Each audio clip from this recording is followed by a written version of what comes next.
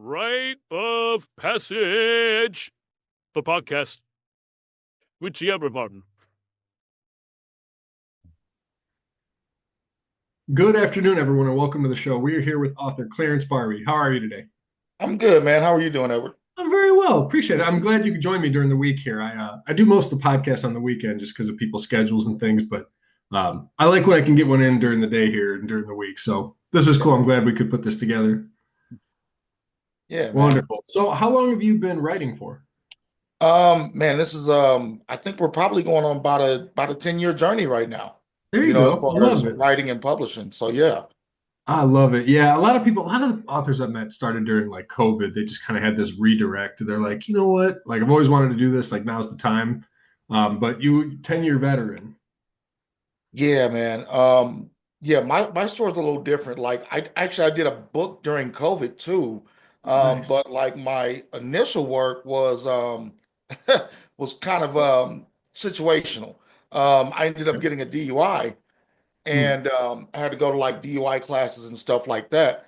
Right. And people were like, well, what are you doing to stay sober? This and that. And the only thing I could think of is like whether I'm drinking, whether I'm sober, whether I'm doing whatever, I'm always writing. I'm writing poetry, I'm performing, you Yeah. know. And so they were like, so what are you going to do? I'm like, I'm going to keep writing. And they was like, what are you going to do? Write a book? And I was like, you know what? That's not a bad idea, you know. Honestly. No, there's something to that for sure. A lot of authors I meet with, like maybe they're writing a book because they had like a traumatic experience or there's something cathartic about it. For me, I feel like I was always a little bit self-destructive before I started writing. It was like something about this pain you inflict on yourself for like avoiding your true path or true calling or something. There's something to all of that, right? That like things just aren't connecting because you're kind of just working on the wrong things, focused on the wrong things, wrong dreams, whatever it may be, right? Right. Yeah, Yeah. so that's kind of, I mean, is that kind of how like writing was for you? Like you've always had a passion for it, but then you're like, you know what? I'm gonna get serious. I'm gonna get a real book out here. Yeah, and I think that was kind of part of the thing because, like when I was in college, it Mhm. wasn't a focus. I mean, it was something that I loved since the eighth grade.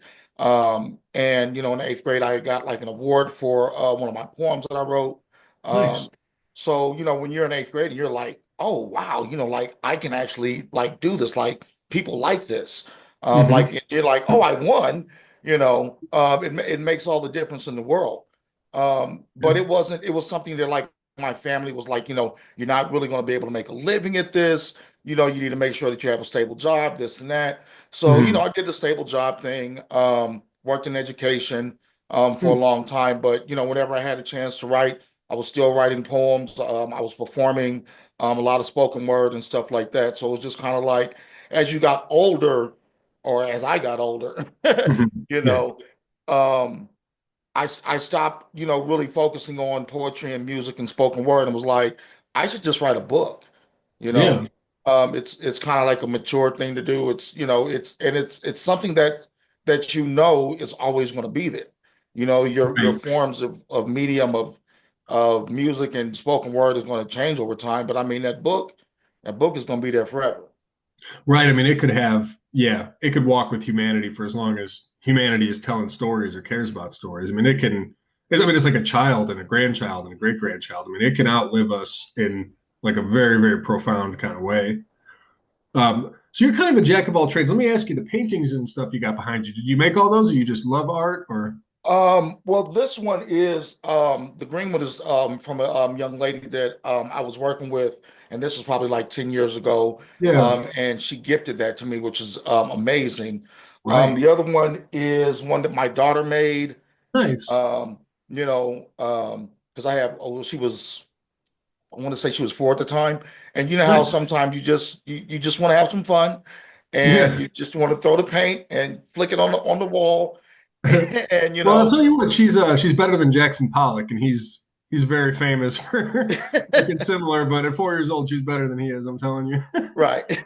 No, so you just like I get the impression you like to surround yourself with art. I mean, it's just calling you to surround yourself with just beauty and just creativity, right? Man, it's the one thing that just it keeps me going. You know, Right. it's the one thing that like you can do it whether you're mad, whether you're angry, whether you're celebrating, or whether you're you're not celebrating. Right. And it's one of those things that, yes, you got to have some color in your life, you know. Yeah. Oh, 100%. I don't know. I always think about, well, not, I mean, always is a strong word, but I think about very often, like, I don't know. I mean, it's so extraordinary that people make art, and I take it from like a religious perspective, but I mean, if you didn't have that element, trying to explain why people are so committed to making art in all its different forms, from like sculptures and movies and music and dance. I mean, everything you can imagine, the poetry. It's like, why the hell do we do that? But I mean, thank goodness we do. I mean, it's extraordinary. It's, I don't know, it's human beings are very, very interesting creatures, you know? Yeah. Hey, so Yeah. let's dig into your books a little bit. I keep looking at this one. I got your stuff pulled up, Chicken Soup and a Shot of Jack, which Mhm. I love the cover, love the title. I'm like, all right, I want to know more, like immediately. Yeah. So, Yeah, man, the cover was actually because I don't do graphic design. The mhm. most art that I would do is like, kind of stuff that I'm that up on my walls right now. Yeah. But a good friend of mine, Toy, actually did the cover design for me. Nice. And yeah, she is also a poet, so I was able to kind of draw a lot out of the poetry community. And, a lot of times we'll just work off of trade. So she actually did some editing for the book for me, Nice. and then also did the cover design. And I was like, well, like, what do I owe you? I don't have a whole lot of money, but Mhm. what can we work off in trade? And she needed a microphone, so I had a couple extra mics, and I was like, hey, I don't mind sending you a couple mics, if you can Right. do the cover design, and we worked it out that way, man. You Oh, I know, love it. I love that yeah, collaboration. Anytime you can get multiple artists together, I mean, like, there's cool things we can do individually, but sometimes you get a couple extraordinary artists together, and I mean, the things they can make are just like unbelievable. Yeah. yeah. And I think I think a big part of my writing is just being able to collaborate with other people. Mhm. Whether it's editors, beta readers, alpha readers, being able to kind of get that feedback of, hey, this is really working versus this is not really working. You know. Yeah, no, that's huge. I'm learning more, and a lot of authors they're struggling with, they're artists, right? And a lot of them are introverted. It's scary to put yourself out there, but then they're also like they don't necessarily see themselves as entrepreneurs. But I Hmm. mean, honestly, if you got a book out there, like you are a business, like you are a brand, and like if you don't want it to be a hobby, I mean, like okay, let's treat it a little bit like a business. Like let's get some customer feedback. Let's have a very honest conversation, like what's working, what's not working, refine your process, get better over time. And that's the only way it's ever going to work, right? Like if you don't do that, I'm not sure how you get from here to there. Yeah, and I think you really make a really valid point. Just as far as, I know a lot of authors and writers are really introverted, and Right. I feel like that's the one thing that we have to do is become more comfortable with being uncomfortable, you know, Yeah. in these kind of situations. And, sometimes it's a lot easier if you go to a friend, and kind of maybe gradually go up from there. But I mean, I'm kind of at a point where it's just kind of like, I want brutal feedback, you know. I'm no Yeah. longer an eighth grader. I'm not going to cry when I see all the red ink on the paper. You know, it's just it's just kind of like, okay, this doesn't work. And then I want to know more. I'm like, well, what do you think will work, or give me a suggestion Right. about where you're going, so that I can maybe go in a similar path, but maybe not on that same road. But we have to be able to get there, because it's not just for us. Once we decided we were going to release this book out into the world, we want the Mhm. world to kind of be able to accept it in its best form. Right. I mean, and other people like because there's so much we'll miss by ourselves as individuals. So like Hmm. having more eyes on something, getting some feedback, it helps fill in those gaps. But I mean, like authors do need to have thick skin, right, for Oh this game. And it's a different world now. It's not like back in the day where you could write a book and then you could be like a mysterious sort of figure, right? Like you have to right. be very public, especially as an indie author, right? I mean, like Oh yeah. you are the marketing department, like you're the sales department, and you got to be, as you said, comfortable being uncomfortable, right? But I want to tell authors like embrace those things that are scary but won't hurt you. right? Hmm. Like, okay, you put out a social media video, maybe some friends and family, maybe you're a little embarrassed, a little bit shy, but you go home at the end of the day and you still have your family, you still got your kids, your spouse, like, everything you woke up with, you'll still fall asleep with, right? Oh Even yeah. though it's scary. So it's like you gotta get over that for sure. So I see in your description, now you're working on a short story collection. Yeah, and that's man, it's so much fun because um I feel like people don't always embrace poets as writers, Hmm. and I feel like there's, kind of that stigma of, oh, you write poetry, that's great, but you're not a real writer. you know. So that was kind of one of the things where it's kind of like, I did Chicken Soup and a Shot of Jack. It's got some poetry, it's got some short stories. Nice. I kind of went back to um, kind of my bread and butter, which is poetry. And I Hmm. did that book, but I'm just kind of like, I want to let people know also, like, I also write, like I write. I'm not Right. necessarily like a novelist, but I'll put together a darn good short story, something that either make you laugh or make you think or, make you feel. Right. And just kind of like the process now and just being able to build a lot of different characters, man. And I think that's the reason, like, I really love short stories because you can have so many different directions and so many different characters. I'll tell you, I'm someone who loves short stories. Like I love them. And honestly, the first book I ever published was a short story book, but it feels like sometimes I take on a really big book and it gets it all disorganized. But if you got a short story, you're like, okay, like there's one aim with this story right here, like one moral lesson, one exploration, one question we're trying to answer, whatever it is. And you just like get in, get out. And I mean, I like the pace of them too, especially like, 'cause I see you're a father, you know what I mean? And it's like, okay, you got like kids, family, work life. You're Right. like, it's hard to sneak in some of these big books, right? Like there's so many classics I want to read, and I'm like, I don't have that kind of time to sit down with like Crime and Punishment or something. But Right. these, like, you're right, but these short stories allow you to like, like okay, like I can get in, I can get pulled into a world, and then finish it up. I can go back to my responsibilities, and um, I love a good short story. I'll tell you that for sure. When is that one coming out? As far as you know? I've gone through a couple of edits Okay. and a couple of beta reads, going back in and kind of switching and changing some things up, things Mhm. that I need to get changed up, which, the wonderful part about being an indie author is that, like, hey, I can take your advice, or, maybe not so much. Right, right. You know? 100%. Um, And even like you can change things later too. I mean, it's like nothing is set in stone. Like we're wet cement. You can, oh yeah, the book can be out and you can still make changes. I mean, it's pretty that's cool, true. actually. Yeah. Yeah, yeah. I definitely love that aspect of just being indie. But I'm hoping probably the end of where are we in now? March, April, May, More- somewhere. I did check too. I'm like, Yeah. yeah. I'm thinking like late May, you Okay. know, and That's just trying to that's get. right around the corner. Yeah. Yeah, Yeah. so I feel like the stories are there. I'm debating on whether I want to put one essay in there or not. Like, I'm working on this essay now, Mhm. and I don't know if I want to put it in there. So I'll kind of go back to some of my editors and my beta readers and be like, does this really fit? What do you guys kind of think? Is it, Yeah. something that like fits in the book, or does it feel tacked on? Because I don't want Right. something that just feels like it's, kind of tacked on. So. Yeah. Are the short stories like, do they have kind of a common thread between them? Or are they like just whatever you felt like writing?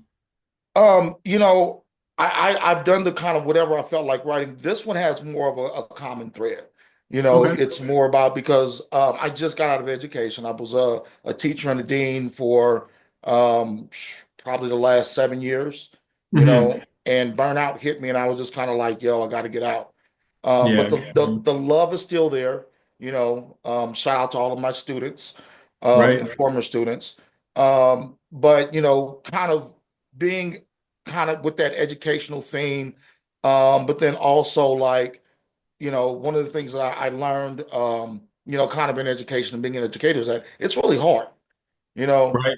and some days a cup of coffee at the end of the day is great. Other days, a shot of Jack is even better, you Yeah. know. There's just days like that. Right. So Oh, it's something, maybe along the lines of, kind of education and drinking, not like to excess, but just, you know, um, either get that day off your back, or you know what, celebrate the fact that, you no longer have to have that monkey on your back. So it's kind of those two um kind of themes, I guess. okay. It's not bad. I might want to bring you on the other podcast too to talk about education because I have like a lot of teacher friends and really, really good teachers, and a lot of them want to get out. And I don't think people necessarily understand like I mean, just the different things teachers go through. Like certain things I hear are, there's like the bureaucratic side of things and like the school admin, and it's like, Mhm. they add this whole layer to your job that's so beyond like just teaching kids. Yeah. And then there's the element where like year over year the kids seem to be changing and they have shorter attention spans, they listen less, they're always on their phones, like they've got, more authority issues, more disrespectful. And it's just like, I mean, teachers who are really, really trying, I mean, it's a tough gig right now. Like Yeah. it's not easy to get through to these kids and serve them the best way you can. And I mean, even if you try, you end up getting burned out, right? It's like you're throwing yourself against a brick wall as hard as you can and trying to like, not get tired or something. Yeah, the burnout is so real because I've never met a teacher. Actually, I can't say this. 90% of the teachers that I've met will give 120%. You know, Right. there's that small, 3 to 5% where you're like, you really just came here for the job, and you're Yeah, doing like a you just really didn't know what else to bad do. job at it. You know, um, but yeah, the majority of teachers that I've worked with personally, I mean, they give their all into these kids. And I mean, they just, pour in and pour in and pour in. And sometimes it's like when you're trying to pour into an eighth grader, and you're getting nothing back, it's just kind of like that empty glass feeling is, crazy. But Yeah. yet again, you get up the next day and you find some way to fill up that glass and be like, all right, I got a full glass. I'm going to pour into you, you know. You keep Um, working on it, like try to wear the kid down, but not get worn down first, right? You're like, yeah, I'm gonna get through to this kid, but like, what is the price you pay? Try, it's like, yeah, oh no, that sounds tough. And it does scare me for the next generation, right? Like if the right people get out of the job, where does that leave us or who is still signing up, Uh, Mhm. yeah, I don't think we necessarily appreciate it enough, but it's still a wonderful thing to do. I mean, mad respect for everyone who's because it feels like getting through to adults is a difficult thing, but kids, it's like not too late to you know I don't know, try to teach them, set them on the right path, and set them up for a bright future where they can do extraordinary things that are good for everyone. So Yeah, yeah. it's I feel like if we had a crystal ball for every Mm. teacher to be able to show every kid their possible future, it would make teaching a whole lot easier.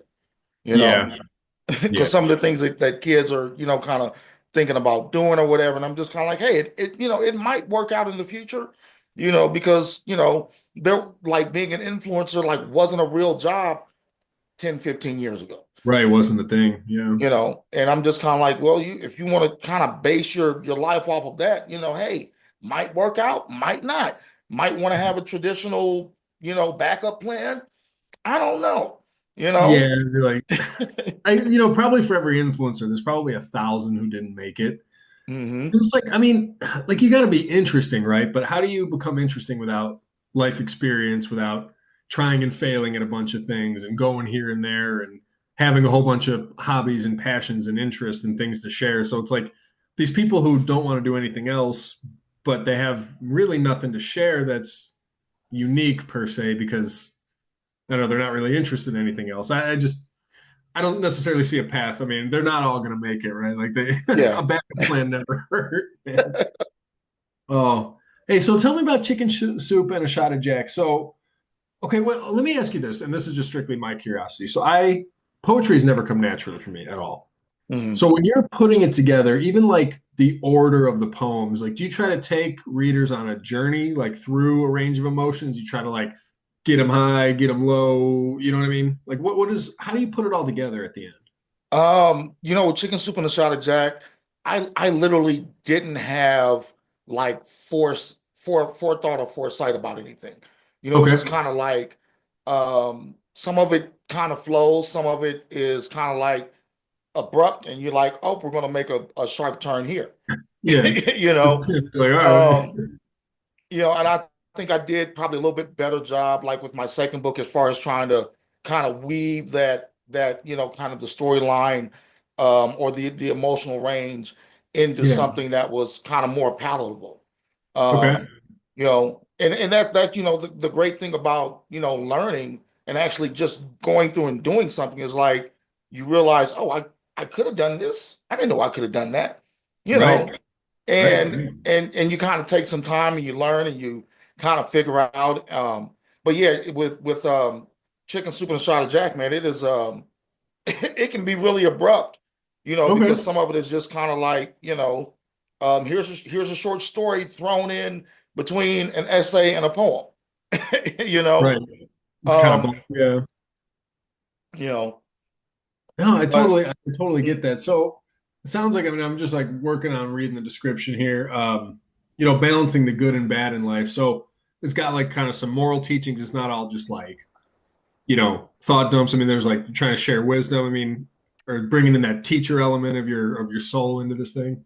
it is, because it was kind of like at that time I was just really kind of reflecting on like my life and my choices that I had made.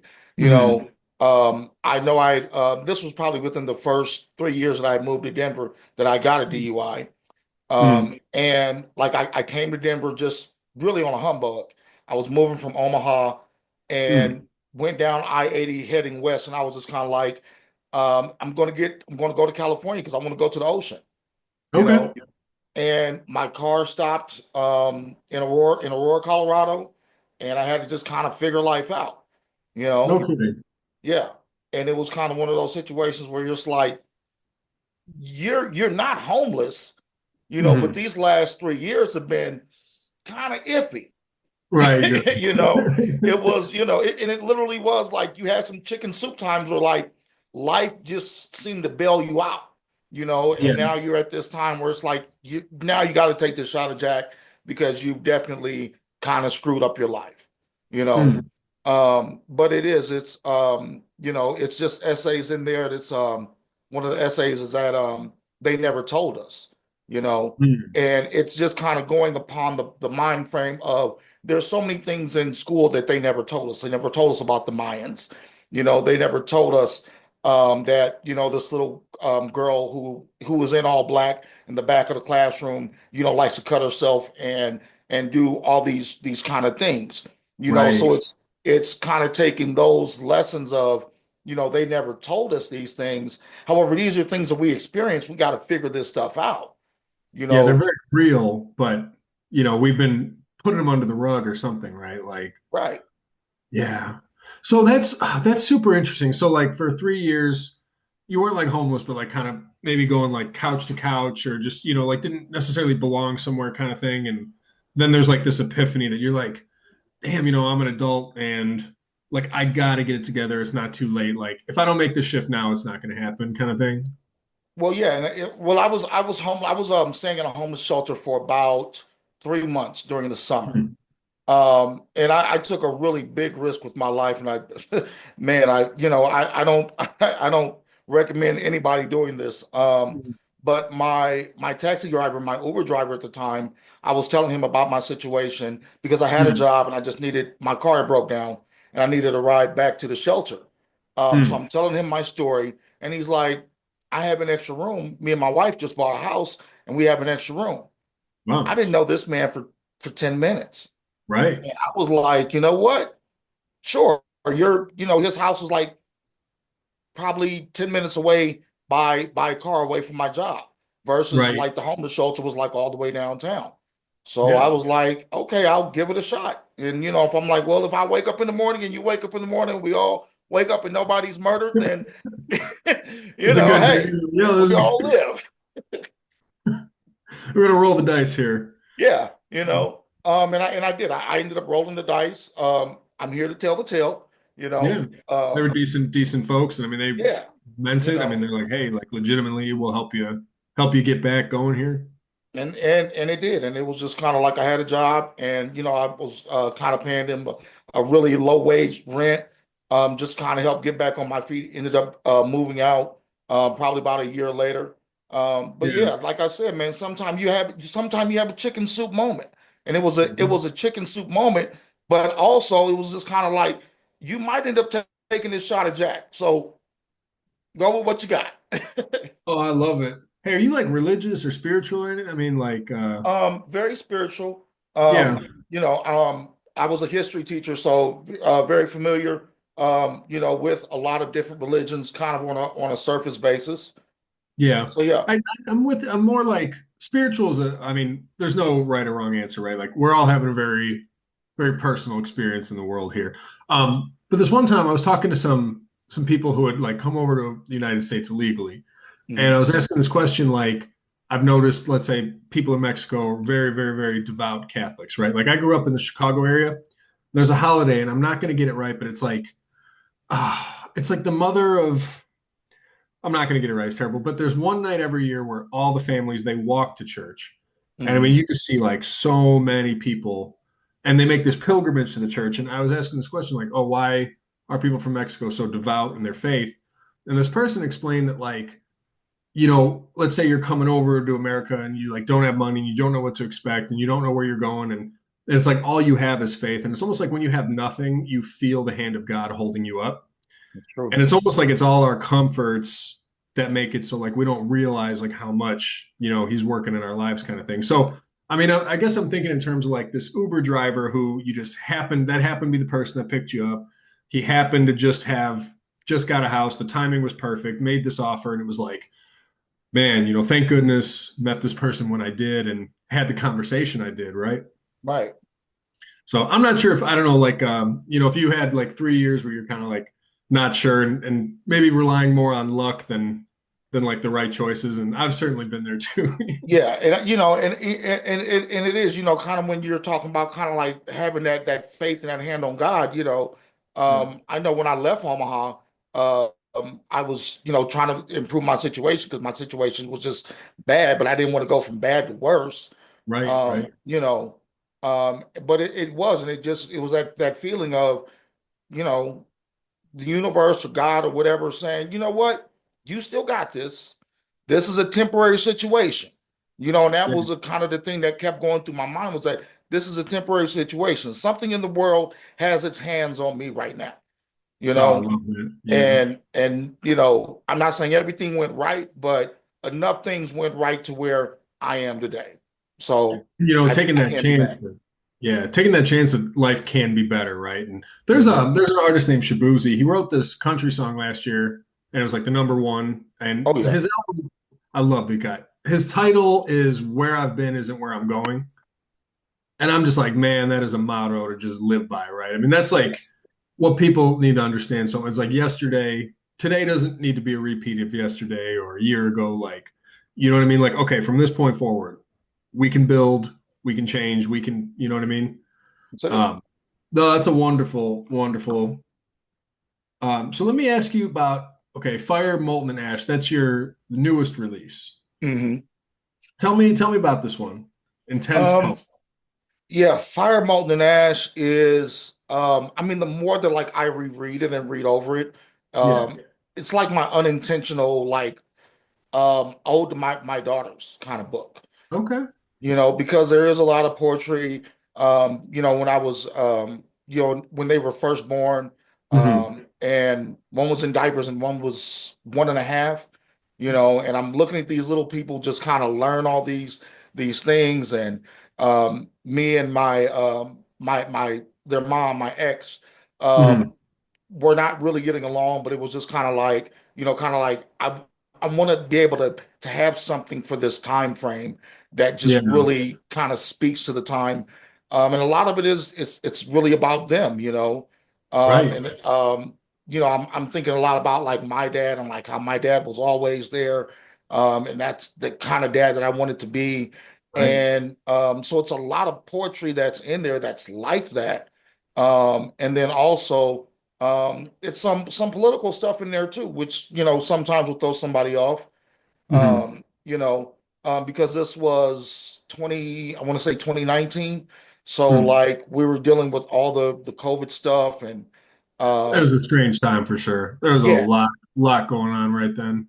you know, because I remember like a reviewer was saying something to the effect of, I didn't get certain references, but this was also somebody like who was overseas, and I think they were like in India or something like that, Right, and like they got a lot of the Donald Trump references, political because at that point in time, like we were all so much connected, we knew all these world leaders and we felt we knew them, by first name. right. Um, We're seeing them more than anyone's ever seen their president, leaders, whatever it may be, on a right. very, You very, know, very public. Yeah. so Well, it's I just it's honestly, oh no, mhm. keep going, keep going. No, I was just saying it's a lot of poetry that just kind of goes from kind of those two aspects, because I'm at home with the kids, but we're also watching the TV every night, like, oh, what's it going to be?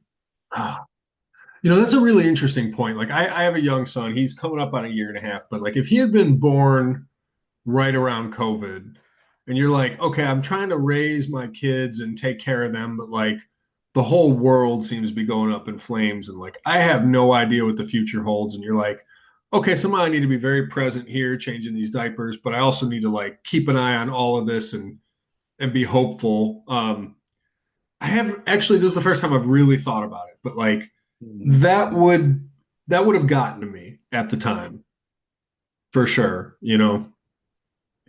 Yeah. Yeah. And I think that's why like it was easier for me to do a poetry book rather than like a book of short stories or something like that, Hmm. because kind of like the emotion is a lot easier to kind of flow and the words are a little bit more easier to kind of get down when it's poetry because that's what I know, you know? And poetry is like a feeling, right? More than like a story, you're painting a picture, but I feel like poetry is like connecting on that just emotional soul level that are like, this is just how it feels to be right here. Like this is, yeah, how you put words to something that, you feel so personally and maybe people can relate and understand it. Yeah, and it's that, but I mean, it's also kind of like, I always think of like Beowulf as being kind of like that epic poetic story, you Hmm. know, and that's, kind of one of those things that like, as I, kind of continue to write poetry, it's just kind of like, I want to be able to kind of tell a story within, this poem, you know, Right. so it's just kind of like I've recently written a poem about, like, a school building that has like a school shooting in it you know, Hmm. which is something that's really heavy, but it's also, when you're, kind of staying in that emotional space, it can still be a really, great story because it's still an experience. This thing Right. happened, which is what a story is, when you have Yeah. a thing that happened, you know. So that's kind of the reason why, like, I really stick with poetry. Um, but yeah, it's just, kind of one of those lessons. I love that. The school shooter thing, definitely. I feel like we kind of don't always recognize that that's like something that's in the teacher's back of their mind all the time, right? Is like, Mhm. all right, if I'm put in this situation, like, what do I do? How do I protect these kids? And having that in the back of your mind or on your shoulders, that's gotta weigh people down. So, like, even though it's obviously a difficult poem, you know, difficult conversations doesn't mean we shouldn't have them. And I feel like that's something society gets wrong. Like, Oh we yeah. don't, we avoid death and divorce and all. I mean, there's so many subjects we kind of brush under the rug, but they're real things that, all of us are going to face, or True. yeah, and it's avoiding them isn't helping anybody, I don't think. It's really not. No. So let me ask you this, may be a difficult question, and you may not have like totally, but if do you have kind of like an ideal audience? Like who would benefit the most from reading your work? I've had this conversation with like my homeboy who's like a bar owner, and he always talks about, you got to have your target audience and everything else like Hmm. that. And that's always such a hard question for me to answer. You know, Yeah.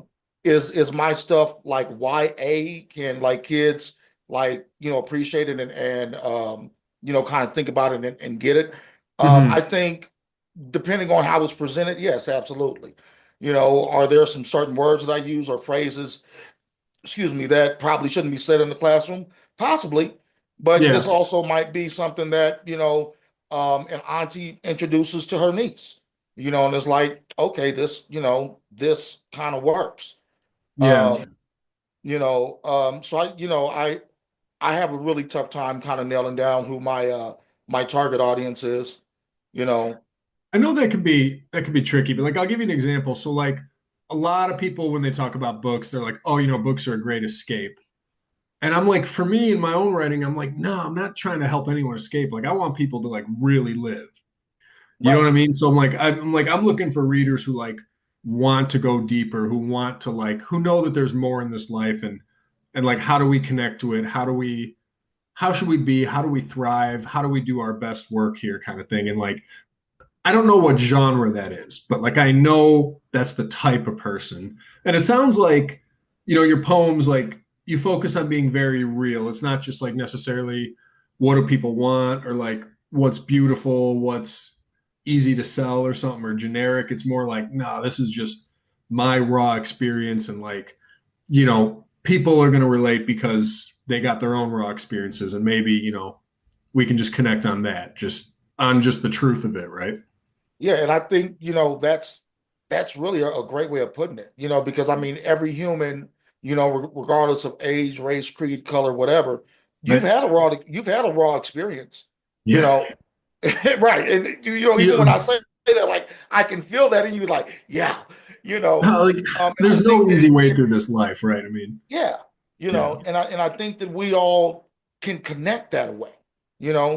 So like whatever the story is, whoever that main character is, they may have gone through, whatever it is that they've gone through. You like, you know what? I've gone through something like that too, you Right. But know. like I can relate or like even if the story is different, like the feelings behind it, right? They're like, I felt like that. Like yeah. And like, all the hero stories where like there's always a moment where the hero is facing something that they do not know. Like what makes a great hero story is like I'm on the edge of my abilities. And I Hmm. think that the situation may be greater than I can even deal with. And then watching that person persevere even with the self-doubt and like that dark moment where it's like, hey, we might not get through, like I mean Hmm. that's real life, right? Yeah, you Yeah. know, and that ability to persevere through. And I think that's really one of the big things about, everybody's story is that like, yeah, as long as you're still here, you're still persevering through, no matter If you whatever woke your up today, situation is, from a funky diaper to, to whatever it else it might be, you're like, hey, we got it off, we got it wrapped up, let's just throw it away, oh yeah, if you woke up today, you're still in the fight. Hey, Hmm. Zoom is going to kick us out any second. Okay. Before they do, I'm going to put all of your links in the description. I'll have you send me an email. Like, I know you sent me an email with some things. I'll make sure we got your social media, links to the books. I'd love to have, if you're watching this right now, love to have you check out these poetry books and then, keep us posted when the short stories are coming out. Will do, man. Wonderful. Hey, it was great to meet you. Thank you for coming on today. I appreciate it, Clarence. Thank you, Edward. I appreciate it too. Of course. All right. We'll talk soon. All righty. See you.